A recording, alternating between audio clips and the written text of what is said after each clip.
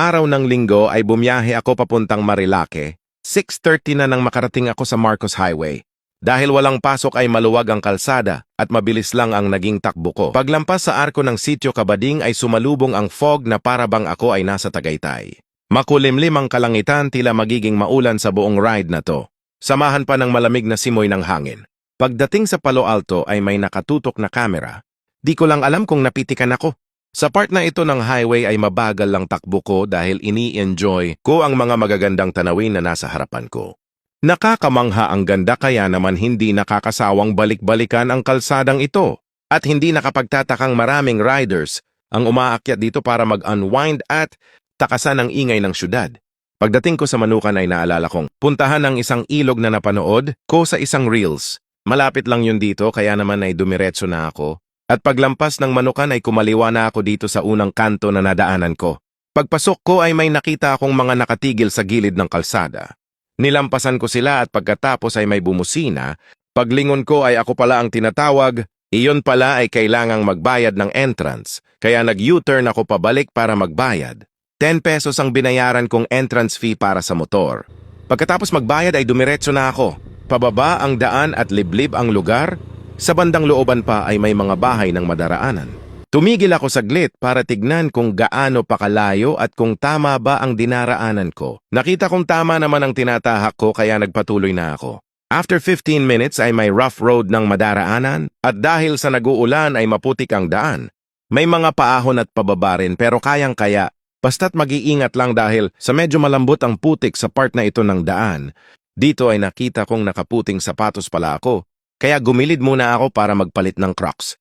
Nagdiretso pa ako at sa unahan ay nakita kong sangang daan. Kung kayo ay pupunta sa ilog ay kakanan lang kayo rito. After nito ay konti na lang ay mararating nyo na ang ilog. Heto na nga, nandito na tayo sa tinatawag nilang Ilog Lanatin.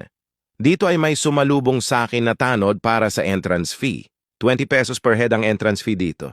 Pagkatapos magbayad ay nagpark muna ako sa gilid para tantyahin ang lalim ng tubig. Pagbaba ko sa ilog ay mababaw lang naman pala ang tubig at may mga naglilinis rin ng mga motor sa gilid. Ang linaw ng tubig dito mababaw at malamig din. May mga pamilya rin na mga naliligo dito at meron din akong nakitang tent sa di kalayuan. Dito rin sa ilog na ito, tumatawid ang ilang mga sasakyan papunta sa kabilang bahagi ng ilog dahil ayon sa nakausap ko na nagbabantay rito ay hindi pa tapos ang konkretong tulay na ginagawa upang madaanan ng mga sasakyan. After maglakad-lakad ay ibinaba ko ang motor ko sa ilog at para malinisan na din. Pero bago ko linisan ang motor, ay nagpalipad muna ako ng drone para makakuha ng aerial shots ng ilog. Ngunit agad akong sinita ng nagbabantay at sinabihang bawal magpalipad ng drone sa lugar dahil ito raw ay isang protected area. Sinabi naman na pwedeng humingi ng permit sa barangay para makapagpalipad. At dahil sa makulit ako ay pinuntahan ko agad ang barangay para makakuha ng permit. Dito ay tinuro sa akin ng nagbabantay kung saan ang barangay hall nila at pagkatapos ay dumiretso na ako sa hanging bridge.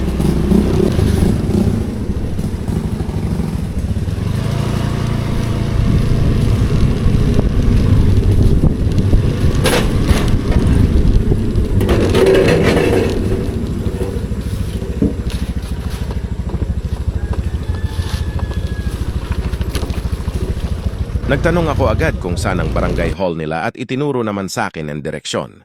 Pero pagdating ko sa barangay hall ay sarado ito dahil linggo. Buti meron ako na pagtanungan at itunuro ako sa bahay ni Kagawad upang siya ang magbigay ng permit.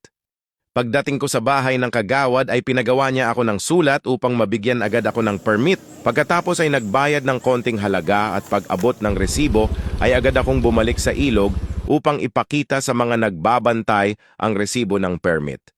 At ito na nga ay pinayagan na ako na kumuha ng aerial shot. At sinabi sa akin na wag lang daw masyadong malayo ang pagpapalipad. Sinabi ng mga bantay dito na isa sa mga dahilan kung bakit bawal ang drone ay may mga dayo na kunwari ay for content ang purpose ng pagkuha nila ng drone shots. Iyon pala ay nagse-survey na at balak ng mag-grab ng lupa kahit protected area ang lugar na ito. Sa kuha mula sa itaas ay makikita ang ganda ng Ilog Lanatin at ganda ng mga bundok na nakapaligid dito. Kung gusto nyong pasyalan ng Lanatin River ay dito lang yan matatagpuan sa Barangay Santo Nino, malapit lang sa Manukan. Marami ring campsite sa paligid ng ilog kung gusto nyong mag-camping trip. Walang signal dito kaya naman ay mas mapifeel nyo ang nature kung gusto nyong mag-disconnect muna para huminga at mag-unwind. Basta wag lang magkakalat at leave no trace.